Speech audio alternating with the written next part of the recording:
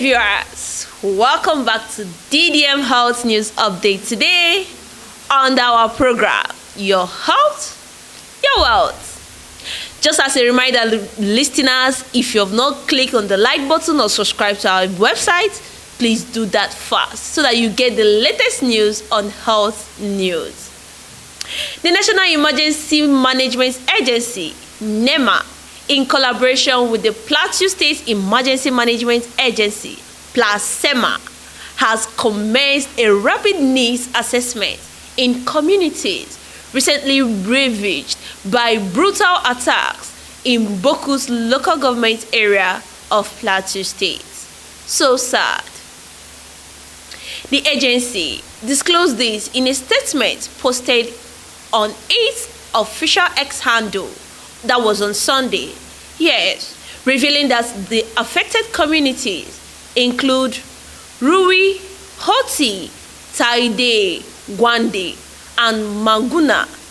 Therefore, where unknown gunmen unleashed a wave of violence that left scores dead and properties in ruins. Oh God, may these people pity people now.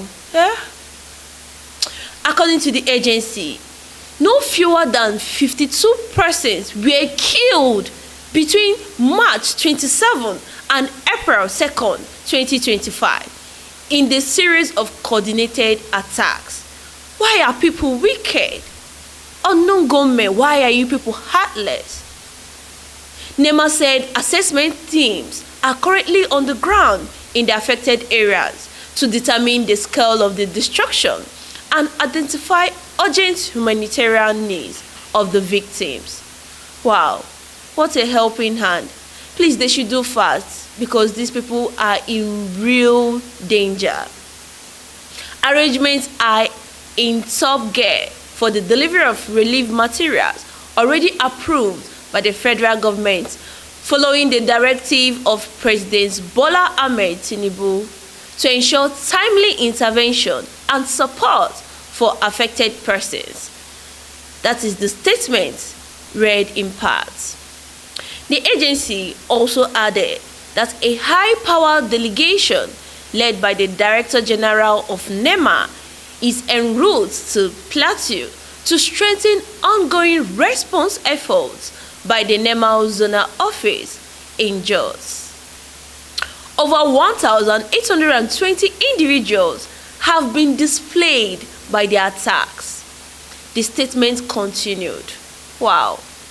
3 displacement camps have so far been established in Darfur, Hoti, and Gwande, while many others are being sheltered by host communities. What a good deed. Providing further updates, NEMA confirmed that 5 persons remain missing in Hoti village. God, please, let these people be found. It also disclosed that 2 critically injured victims are currently receiving treatments at the Plateau Specialist Hospital. Wow. While over 20 others are admitted at Cottage Hospital in Boku's town, that same Plateau State. The agency further noted that the security situation remains volatile, even as it works closely with PLASEMA and the chairman of Boku's local government area to coordinate relief and monitor camp conditions. The situation is still developing, and further updates will be made available in due course, the statement added. Meanwhile, President Bola Ahmed Tinubu has condemned the killings and vowed that the perpetrators would not go unpunished. I just wish they would catch these people, and Mr. Tinubu will keep to his words. In a statement issued on Saturday by his special advisor on information and strategy, Bayo Onanuga, the president directed security agencies to fish out those behind the attacks. Wow. I have directed security agencies to hunt down the attackers, and they will face severe punishment when apprehended. Mr. Tinubu stated. Furthermore, the president also expressed his condolences to the Plateau State government and Governor Caleb Mutfwang, urging affected communities to cooperate with authorities and security personnel by providing useful information that could aid the arrest of these criminals. Abeg, if you hear any information about it, please let the officials know about it. President Tinubu further assured Governor Mutfwang of the federal government's commitment to restoring peace and putting an end to the cycle of bloodshed in the states. Up next, Ekiti State Governor Mr. Bayodun Oyobanji has flagged off the recruitment process for doctors and nurses across health facilities in the states. The governor, who made this known on Friday during an inspection tour of ongoing projects in the state capital, Ado-Ekiti, expressed appreciation to members of the National Assembly from Ekiti for their collaborative intervention in funding the salaries of the medical personnel. Wow, what a good thought of them. Speaking in the company with the Senate leader and lawmaker representing Ekiti Center, that is the Senator Opeyemi Bamidele, Oyibanje described the lawmakers' support as a remarkable gesture that would significantly boost the society, the healthcare delivery in the state. Furthermore, he said, on the recruitment of doctors into health facilities in Ekiti State, the advert is now out. It is being funded wholly by members of the National Assembly. Wow! When we came on board, we embarked on the construction and equipping the 11 secondary health facilities. Wonderful. But we realized that if we spent billions on this project without having the needed manpower, that is the doctors and nurses, they won't serve the purpose. Not at all. There must be a doctor and there must be a nurse. The Ministry of Health came up with the required number of health personnel, but the cost implications was beyond what the state could afford. I approached our National Assembly members and they agreed to pool funds to pay salaries of the medical workers. Wow, the money is now coming in. Wow, I just wish I can be part of this. The governor also commended the National Assembly members, saying, Ekiti is fortunate to have visionary representatives led by Senator Bamidele. According to him, the lesson I have learned from this experience is that when leaders align their vision and work together, it brings tremendous benefit to the people. Very, very. Governor Onyebanji and the Senate leader also inspected a number of developmental projects across the states, including the Special Therapy Center for Children with Disabilities, Agric Olepe Main Market, the International Center for Arts and Culture, the Okeyemi Flyover, the Ado-Ekiti New Town, the 17.85-kilometer ring road, and the Government Science College in Ekiti. Wow. In doing all this, he expressed satisfaction with the progress of work, noting that several monitoring teams had been giving him regular updates. I have more than 4 monitoring teams that provide constant feedback. That was what he stated. Today, I came to validate their report and also bring the Senate leader to see firsthand what we are doing. I must sincerely thank him. What a heartfelt gratitude. As we speak, we have 11 road projects ongoing across the state, Oyibanje added. Furthermore, he urged residents to take ownership of government projects in their communities and maintain them for long-term sustainability. On his own part, Senator Bamidele praised the harmonious working relationship that is between the state government and the National Assembly caucus. He also assured that the lawmakers would continue to support the Oyebanje-led administration. Wow, what a good collaboration. He further pledged to facilitate more federal projects in the states, including the construction of a larger therapy center for children living with disabilities.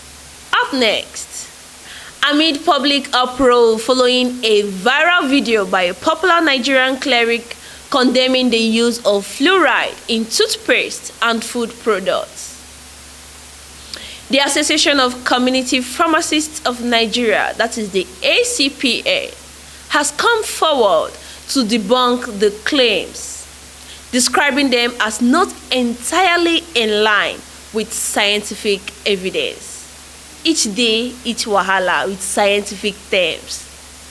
My dear, the religious leader whose video has been widely circulated across social media platforms alleged that fluoride is a dangerous chemical linked to cancer and other health complications, calling for its removal from consumers and other products. My dear sister, I'm sure you know what fluoride is. It's always in toothpaste. This time around, they say it's linked to cancer. God should help us. Reacting to the comments at the weekend, the ACPN, in a statement jointly signed by its national chairman, that is Farm Ambrose Eze, and National Secretary Farm Omakefe Ashaw, said why it would not contest the pastor's spiritual authority, it was necessary to provide clarity backed by science. So without science approval, it's assured that na fake they talk. We as ACPN will not attempt to tackle the pastor's anointing in God's word. The statement read, but we will clarify with scientific insight and background that the pastor's exposition in fluoride was not totally in alignment with scientific facts. So doctors saying that should know science very, very, very well. According to the association, fluoride remains a safe and effective compound when used within regulated limits approved by Food and Drug Regulatory authorities, both locally and internationally. Fluorides used in approved quantities by the relevant and appropriate food and drug regulatory agencies are safe. These are the things that all the pharmacists insisted. The group acknowledged that while some scientific studies have linked fluoride to cancer, such claims often stem from cases of overexposure and not regulated everyday use. It is an everyday use, while some researchers are still ongoing on their research. Some have indeed linked fluoride with some cancers. Oftentimes, such incidences have been proven to occur in instances where excessive amounts, that is beyond the approved limits, were used. That is what the ACPN explained. When it is being used overly, it can now be linked to cancer. The association pointed out that fluoride helps strengthen tooth enamel and prevent dental caries, particularly when added to toothpaste in recommended concentrations. It's warned, however, that health issues such as dental or skeletal fluorosis and thyroid complications could arise from long-term excessive intake.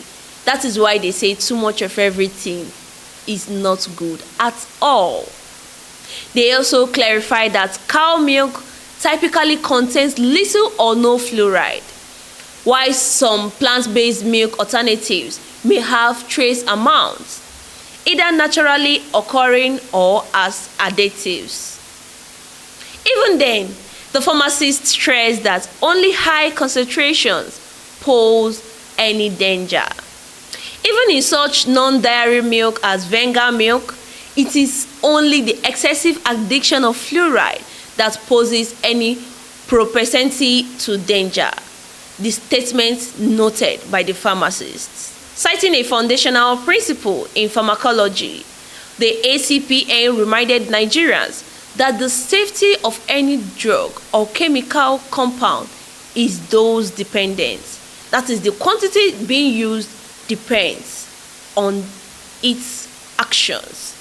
This is why we often say all drugs are potential poisons, depending on their use and management.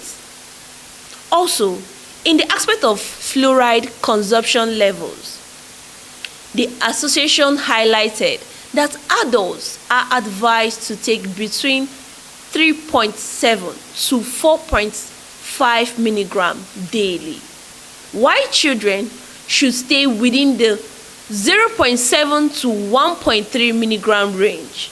This is a reason why fluoride containing products like toothpaste are often age specific. You can see even in terms of toothpaste use, adults has their toothpaste while children has their toothpaste, to show you that the level of fluoride are not the same. They also urge parents and caregivers to monitor children during brushing to prevent them from swallowing toothpaste. Please, parents, take note of this. It is very essential to the health. How international consumers are about the quantities of fluoride products used, especially in children and pediatrics. Do we ensure toothpaste are not swallowed during use, especially in children? These are the statements being inquired. Please, parents, take note. The pharmacist retreated that fluoride is naturally present in water, soy, fruits, salmon, and even breast milk. Further debunking the notion that it is a foreign or synthetic containment. While acknowledging the need for ongoing research, the ACPN said scientists and pharmaceutical experts would continue to explore potential alternatives to fluoride if they provide equal oral health benefits without the risk of overdose. For now, in the world of science, there is no credible evidence implicating fluoride containing toothpaste or milk as causing cancers, the statement said. Some reputable cancer associations have openly debunked claims that there is any link between fluoride and cancer after extensive research. The ACPN finally cautioned against the spread of misinformation by non-health professionals, urging Nigeria to rely on accurate, science-based information for their health decisions. Always remember, your health is your wealth. Don't allow people to deceive you. Well, this will be all for now, but don't forget to click on the like button, share, comment, and subscribe to our YouTube channel, Diaspora Digital Media, for more updates on health issues. I remain your host, Nenyere Michaeline Ezine. Bye for now.